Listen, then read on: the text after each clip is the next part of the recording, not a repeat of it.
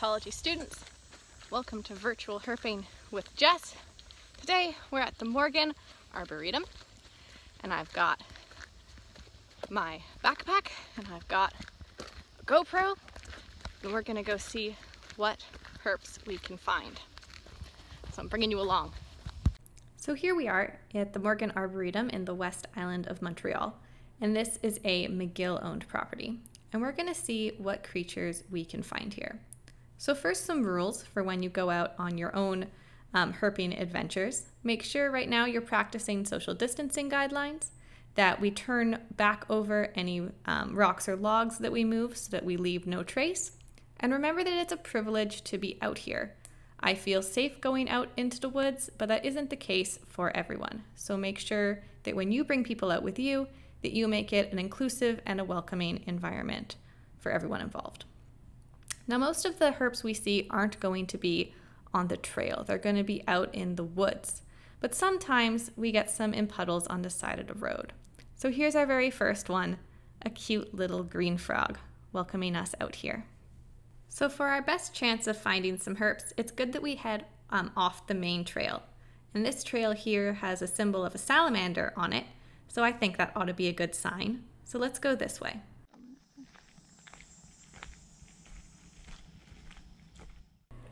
Now, the point of this virtual field trip isn't just a thinly veiled excuse for me to go into the woods and look for toads.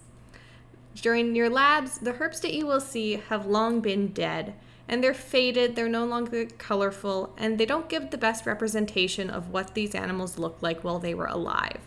So I want to show you living animals in their natural habitat doing their natural behaviors so you can see what they look like and how they behave and where they are in life. Do you see any promising logs? Maybe this one. So let's flip it over and see if there are any salamanders underneath.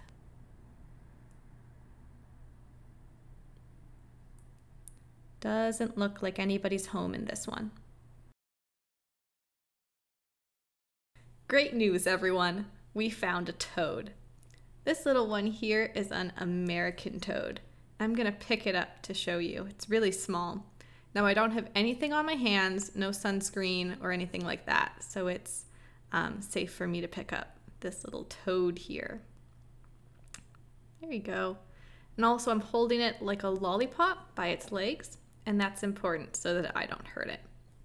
So here's a little buddy. You can tell this is an American toad by the raised warts on its back, its spotted stomach, and if you were to smell it, it would smell like a little skunk. Bye now. Now, that previous toad was rather small and it was a yearling. And I was here at the Arboretum a few weeks earlier and found a bunch of toads this size. This is a little toadlet. It has just emerged from the pond in which it was a tadpole. And they come out all together. So likely all over this path, there's going to be more of them. And you can see here, I was right, there were a whole bunch of little ones. So this was about 2 weeks ago. So in just that amount of time, these toads have grown quite a bit. And that's important. They need to get quite a bit larger in order to survive the winter. So here they are now. These ones are hiding in a tree. There's 2 of them there. And you can see on this one really clearly these raised parotoid glands behind the eyes, those kidney bean shaped things. And that's where they store their toxins. You can also see with these 2 a difference in their colorations. One's a lot lighter and more tan than the other one. And this is quite normal for American toads. They come in all sorts of different variations of greens and reds and browns. Okay, back to the hunt for salamanders.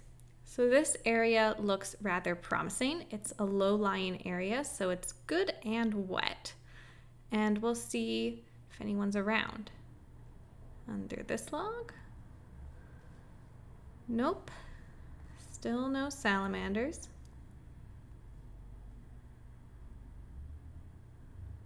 We'll try over here. Now, it's also important in an area that you don't flip over every single log, even though that can be tempting.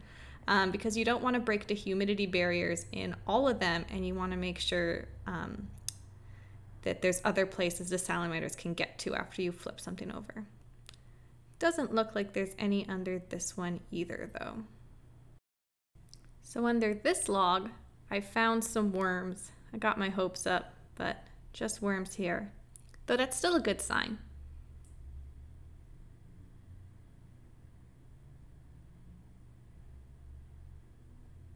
I found another toad. This is also an American toad. All of the toads we'll see in Quebec are going to be American toads, and you can see it bounding away there in its short little hops. And finally, we got a salamander. This one has really faint light blue spots. They're hard to see here, but I'll show you a photo of this guy so you can see what I'm talking about. So you can see those light blue spots there. And that makes this a blue spotted salamander, which is quite an exciting find for us. Now this picture, like all the pictures you will see in this video, was taken at the same time as we were recording by my younger sister who I brought along. Our good fortune with salamanders continues. So down here is another one, if I can just get it to wiggle out into the open. There we go. So this is a redback salamander, and you might notice that it's a lot longer and skinnier than the blue spotted salamander we just saw. And it's actually from a different family. So the blue spotted salamander is from Ambystoma, and this is a little plethodontid, which are much longer and skinnier, and you'll see more about that in our labs. You can also see its bright red back, so in life it's rather easy to identify that way. Now over here, there's a frog. You can see it hopping there, and you might notice it has a lot longer hops than our toad did. Frogs more hop, and toads really just bound. See if you can see it peeking out from there. So this little buddy is a wood frog. And you can identify it as a wood frog by this black mask that it has around its eyes.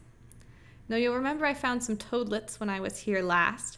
Well, I was also fortunate enough to stumble upon a little wood froglet. So this guy is out really early, and that's because wood frogs actually lay their eggs in the ponds right after the ice has just started to thaw. So their froglets also come out pretty early in the spring. So wood frogs have a really cool ability. They can actually freeze totally solid during the winter. Their heart can stop beating, their blood can freeze, and then come spring, they can just thaw out underneath the leaf litter and hop away.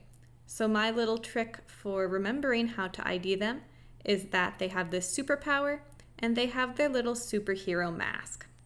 Now most of the time, wood frogs are this kind of gray-brown color, but during their breeding season, they actually can turn pink. The males will turn pink, which is really neat. So this little American toad here is actually missing one of her eyes, as you can see. Isn't that neat? She's fine though. She's got her other one that she can see out of just fine.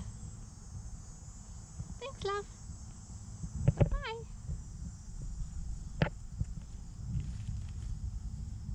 So here we've got a pond, which is always good news when you're out looking for herps. And down here we can find another green frog. Now we saw one earlier in a puddle on the side of the road, but they really prefer this kind of habitat. So there's probably lots of them around.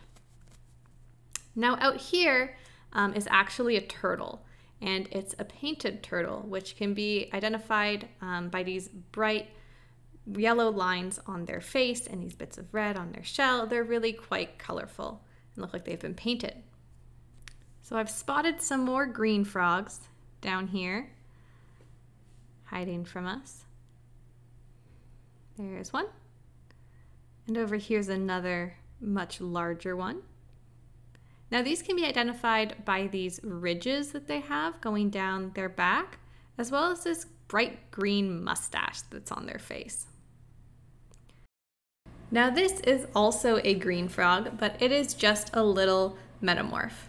So it just finished being a tadpole, it's got arms and legs, but it still has a tail, and it's still in the pond. Now, I saw this one at the same time as I saw our wood froglet and the little American toadlets, but it's at an earlier developmental stage. And this is because green frogs only breed later in the season, in the summer months, and wood frogs and American toads breed in the spring. And so the green frogs breed later, and their metamorphs also come out later. So far, we've been in really wooded and wet areas. But snakes actually prefer dry, kind of grassy areas like this. And they usually sit in the sun to bask and warm up. So let's see if we can find any. So here is a little garter snake, and it's totally harmless unless you're a toad or a mouse. It's a colubrid, it's non-venomous, can't hurt you. And this garter snake here that I saw earlier in the season is also completely harmless, but she really doesn't want you to know that. So this is a defensive strategy that she's using to make herself seem more dangerous than she really is. So finally, here we have some leopard frogs. And these can be identified by their bright green color and their leopard-like spots that they have on their backs. Now these ones I didn't actually find at the Morgan Arboretum. They were hiding here in a bush, but oddly enough, I actually found these at the Bay d'Urfé Town Hall on the way home. Herps can be in the oddest of spots. You don't always find them where you may expect. So my little assignment to you all now is to go out into whatever green space you can safely get to right now, and flip over some logs and turn over some rocks and see what you can find. The point isn't necessarily to find herps, though I wish you luck and hope you do, but just to notice what's there.